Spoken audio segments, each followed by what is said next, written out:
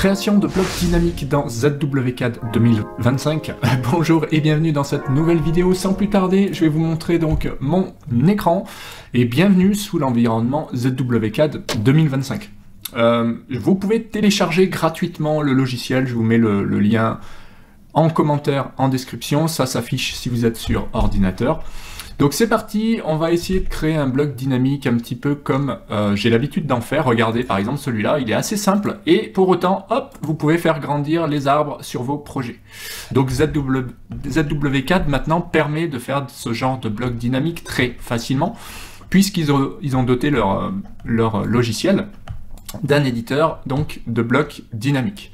Vous voyez, vous pouvez faire pas mal de choses. Alors je regardais ce que j'avais en stock. Voilà, vous avez des plantes. Vous voyez, on peut créer différents affichages de plantes et on peut également gérer des personnages avec des symétries, etc., etc. Ce qu'on va faire pour l'exemple, c'est qu'on va prendre un arbre au hasard. Vous voyez, celui-là c'est un bloc, donc ça tombe bien.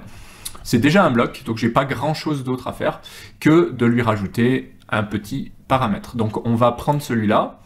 La première étape, c'est de faire un clic droit et d'aller dans l'éditeur de bloc. Si ce n'est pas un bloc, on va lancer la commande bloc. On va sélectionner un objet. Mais là, c'est déjà un bloc, donc je peux faire éditeur de bloc. Vous voyez, j'ai un arbre, mais cet arbre, il n'a aucun paramètre.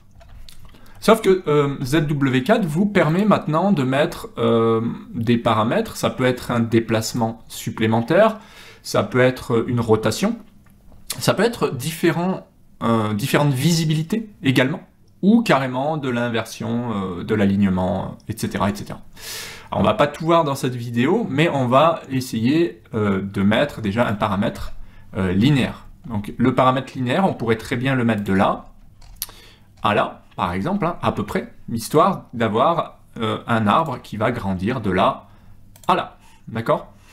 Alors, distance, on peut aller dans propriété, voilà, et on pourrait très bien renommer ce paramètre et appeler, par exemple, échelle, d'accord? Donc, je vais rajouter juste un E majuscule, voilà, et dessous, pardon, c'est la même chose.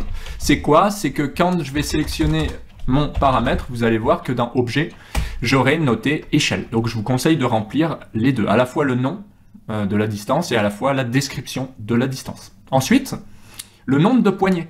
Alors c'est vrai que la poignée du bas, elle ne sert pas forcément à quelque chose, c'est surtout la poignée du haut, donc j'en mets une seule. Si vous mettez 0, vous n'avez pas de poignée et il faudra passer dans objet par propriété. Et maintenant qu'on a le paramètre de linéaire, il va falloir lui dire de mettre un étirement ou une échelle, etc. En l'occurrence, si on veut changer l'échelle et faire grandir cet arbre, il va falloir soit double-cliquer, puisqu'on n'a pas de paramètre, donc je peux double-cliquer si je n'ai aucun paramètre. En revanche, si vous avez déjà un paramètre, passez par les paramètres d'action, ou d'opération, ici, et vous allez choisir échelle. Ça revient au même. On sélectionne le paramètre, échelle, tant qu'à faire, et on va sélectionner ensuite les objets, en l'occurrence tous les objets, et je fais entrer.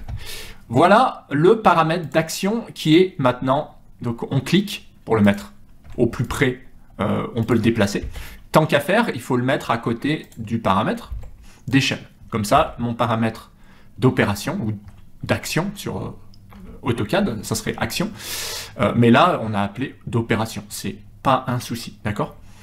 Qu'est-ce qui se passe? Eh bien, si vous faites fermer l'éditeur de bloc et enregistrer oui, vous allez voir que cette fois-ci, mon arbre peut grandir. Voilà. Donc, je peux faire grandir.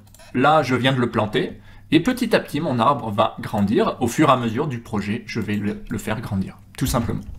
Évidemment, on pourrait faire la même chose avec les autres. Vous voyez.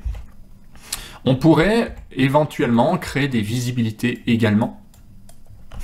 Pour tout simplement, au lieu d'avoir des blocs différents, avoir un seul bloc et gérer des visibilités. Et les visibilités vous permettraient de gérer pas mal de choses. On va faire un petit exemple. Supposons que vous vouliez masquer là des branches. Eh bien, on peut rajouter un état ici de visibilité, comme ceci. Je le mets n'importe où là.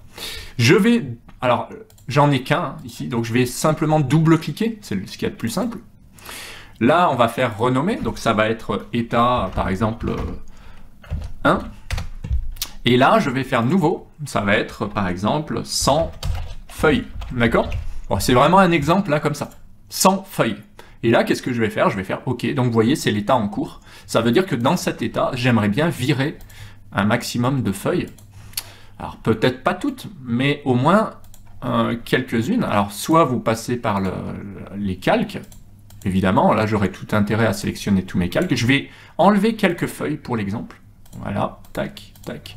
Et je vais faire ici, vous faites bien, masquer, rendre invisible. Voilà. Et là, vous voyez, vous n'avez plus de feuilles à cet endroit-là. D'accord? Donc, on peut faire la même chose ici. Hop, on va faire pareil par là. Hop, on va faire la même chose ici. Voilà, histoire de masquer un maximum d'éléments. Celui-là, celui-là, rendre invisible, etc. On va pas tous les faire. Mais vous allez voir la différence, c'est que maintenant, vous avez un paramètre de visibilité. Donc, en plus du paramètre d'étirement, vous avez le paramètre de visibilité. Donc, état 1 et 100 feuilles, paf, vous avez moins de feuilles, d'accord? Donc là, si je fais ça, c'est feuillu. Et là, on va dire 100 feuilles. Ça peut être l'hiver, comme ça. Voilà, les feuilles commencent à tomber, etc., etc. Tout en étant dynamique, c'est-à-dire que je peux faire grandir mon projet. Mais si j'ai besoin de changer l'état de visibilité, je le peux, comme ceci. D'accord? Donc, c'est ce qu'on pouvait dire sur ZWCAD 2025. À nouveau, vous pouvez le télécharger gratuitement. Ça, c'est plutôt rare. Et surtout, vous pouvez continuer de l'utiliser même après l'essai. Donc ça, c'est quand même plus que rare. Et c'est vraiment très, très pratique de pouvoir travailler avec un outil compatible DWG, où maintenant, vous pouvez gérer autant de blocs dynamiques que vous voulez, sans limite. Et franchement, c'est une très très bonne alternative à AutoCAD. Donc voilà pour cette vidéo, j'espère que ça vous a plu. Si c'est le cas, pensez à mettre un petit pouce bleu, pensez à vous abonner à la chaîne pour ne rien louper. Par ici, les formations pour devenir un expert en DAO. Et sinon, rendez-vous pour d'autres vidéos sur la chaîne. Prenez soin de vous. Ciao.